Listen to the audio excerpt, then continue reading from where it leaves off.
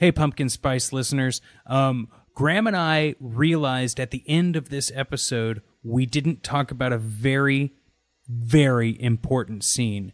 And we would be remiss not to bring it up because certain things impact our lives and need to be discussed. So if you like this podcast, make sure you rate and review on Apple Podcasts. And Graham, can you please talk about this scene in a respectful light?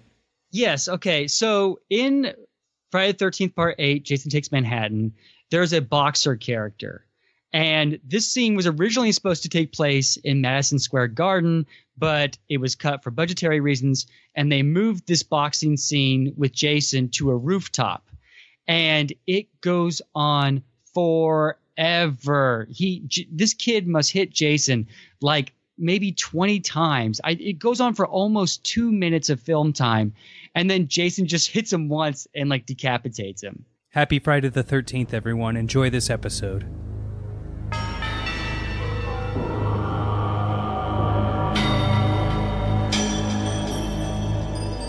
Welcome to Pumpkin Spice Podcast. It's a seasonal podcast for fans of horror films. I'm Rob Schulte. And I'm Graham Young. Graham, what a film. Friday the 13th, Part 8, Jason Takes Manhattan. I'm already asleep. Look, this was a huge disappointment for me, not only yesterday when I watched the film, but when I was a kid seeing the trailer for this. And it's just have that striking image of Jason standing in Times Square. It's such a striking visual image. Looks and so cool. Yeah, and so everybody that I knew was like, oh man, this movie's going to be so great. I can't wait to see it. And I was way too young to see it in the theaters, but when I eventually did see it, it was like such a letdown. And I sort of had flashbacks to that watching this film yesterday. I don't know how you felt about it, but... Oh, yeah.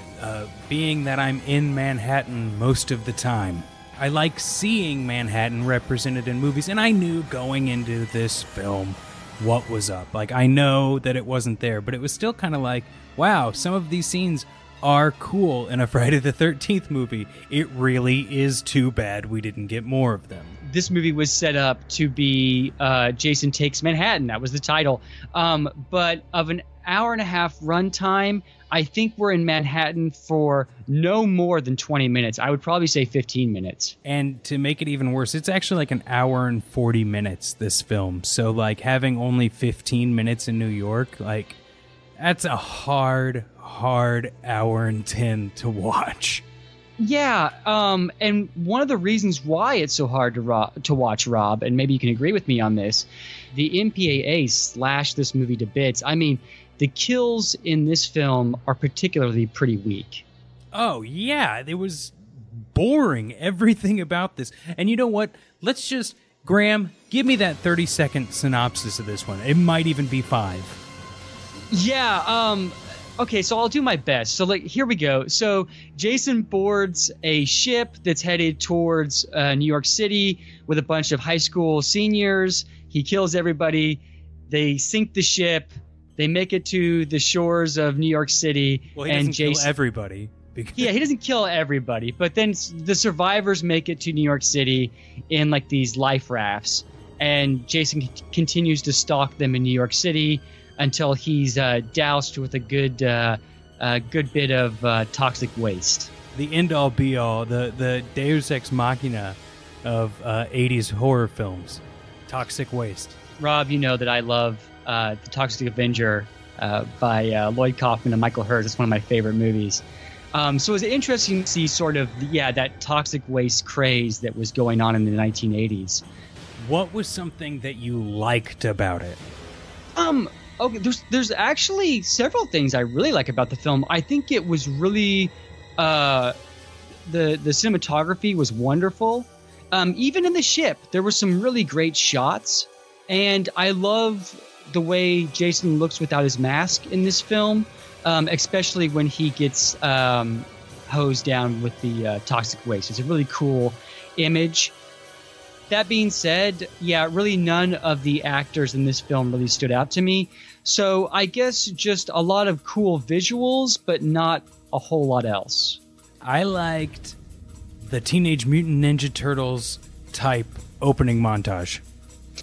Yeah, wasn't that bizarre? I'm not even like that much of a big fan of Teenage Mutant Ninja Turtles, but that first movie and then the opening of this movie are practically like, look how terrible New York is. Crime everywhere.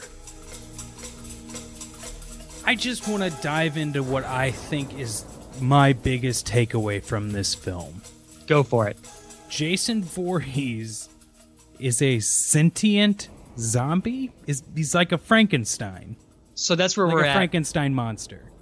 Yeah, it seems like electricity sort of, with 6 and now 8, is being the device of resurrection. But it's more than that. It's when, like, Jason shows his mask to the punks, or shows his, like, raw face to the punks to scare them away, or actively choosing to hide on spaces on a boat, but not hide in New York City. Like, things that are choices and reactionary. Also, he feels pain? What? Like, what? I don't know what this guy is, but he is convenient when necessary. Yeah, that's exactly what it is. And this whole movie is convenient. How about the fact that Jim, or what's his name at the very beginning of the film, is Bee Gees telling... character? Well, yeah, he's telling the story of Jason Voorhees as their boat is going past his corpse, and the anchor sort of hits an electrical line and brings him back to life as he's telling the story. I mean, this whole movie is just a bunch of coincidences that seem to line up perfectly. He also, when he puts on the hockey mask, it happens to be Jason's hockey mask? Exactly, including the axe mark. Yeah. From part 3. Oh my god, I don't care if the MPAA didn't like this scenes from this one. There are ways to fix it. This goes back to what I said in a previous episode, Graham. It's frustrating because there are a lot of people out there that would make a better film for millions less. Yeah. And this was the most expensive Friday the 13th to date.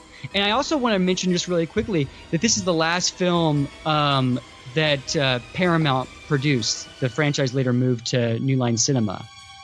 What were some major things you would change in this film? And before I ask you that, I just want to make sure that we're very clear that the director and writer wanted to add scenes at the Empire State Building, at Madison Square Garden, but because of budgetary reasons, those had to be cut.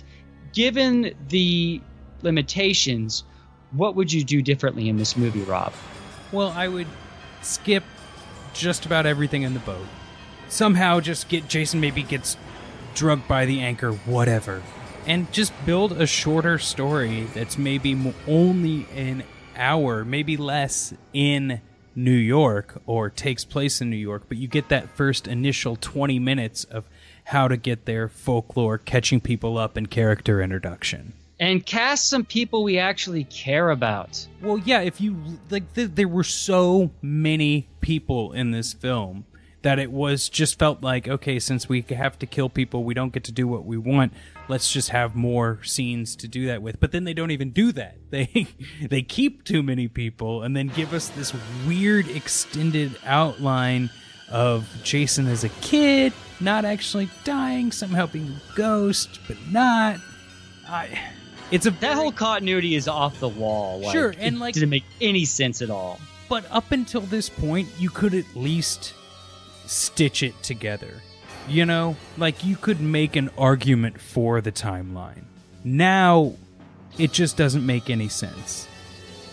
And it's fun to be able to do to find meaning where meaning wasn't intended, but you can't even do that in this film.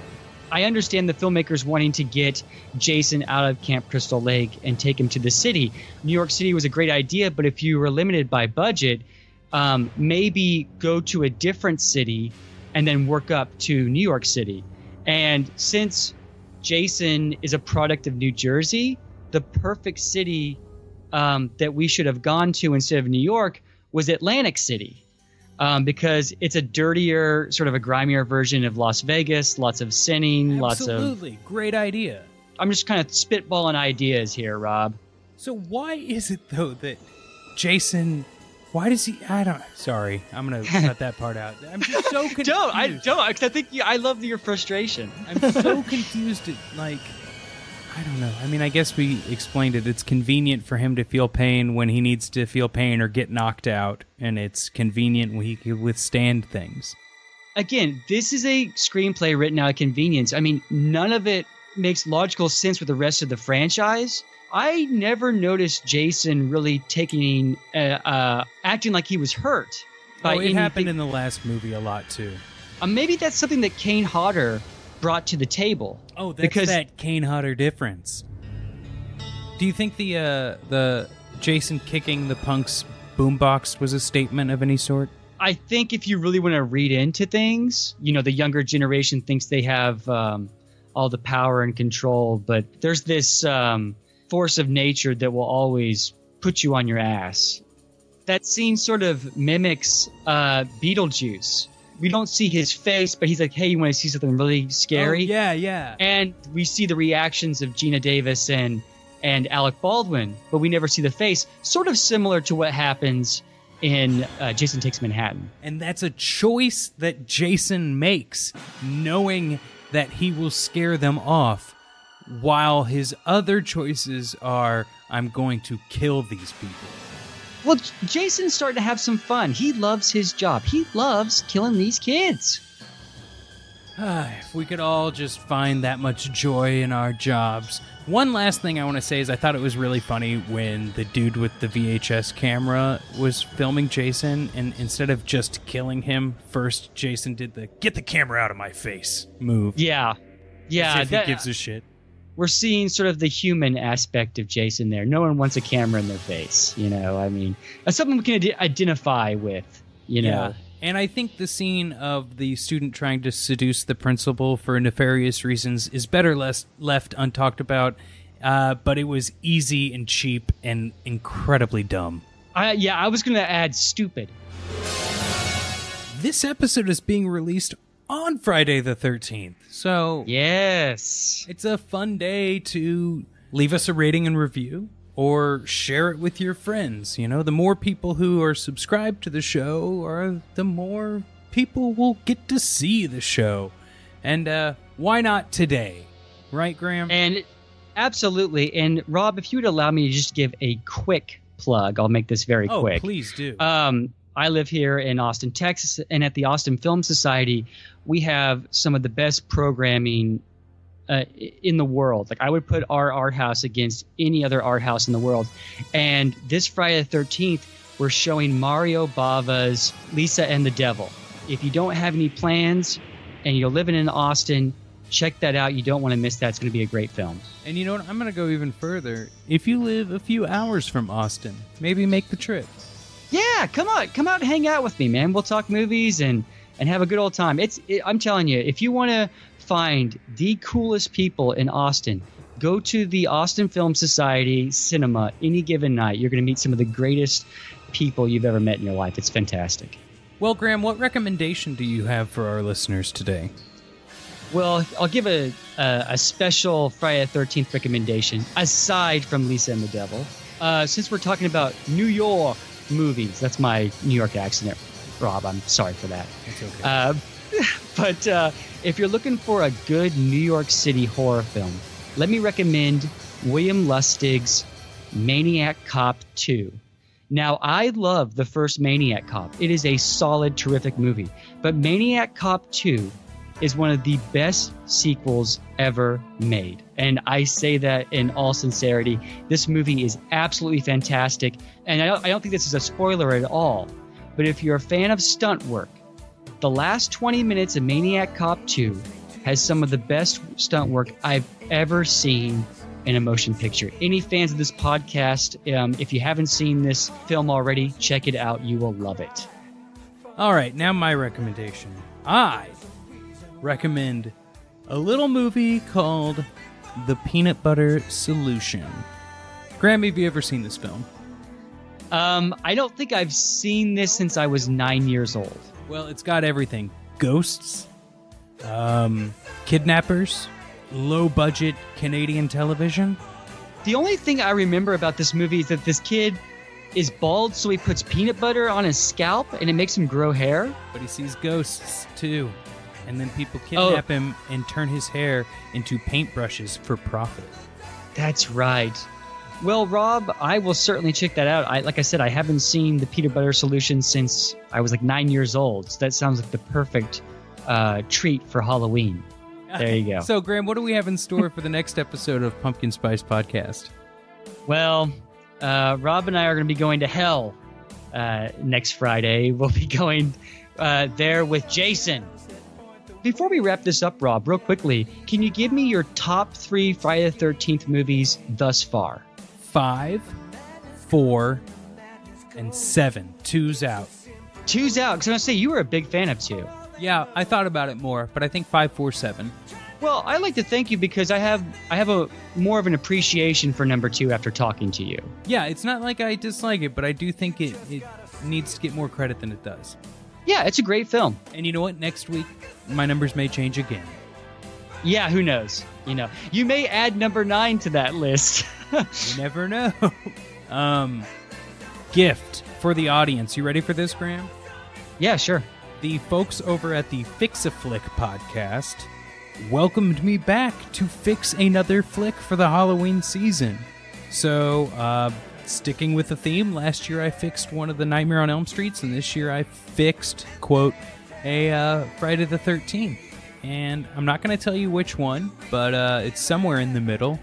And we have a really fun talk about where the Friday the 13th story could have gone if the changes I took went into place. So the other 2 hosts figure what the sequel would be after that. Then one talks about what it could go into after that. And it's an incredibly fun podcast. I say it's like the ultimate road trip podcast. The games you play in the car. If I made this movie, that sort of thing. That sounds amazing. I'm really looking forward to that, Rob. Yeah, every episode's fun and just like that. So, Fix-A-Flick podcast. I think they're going to release it near Halloween. Hey, Hollywood, if you're looking for a good script doctor, get a hold of Rob.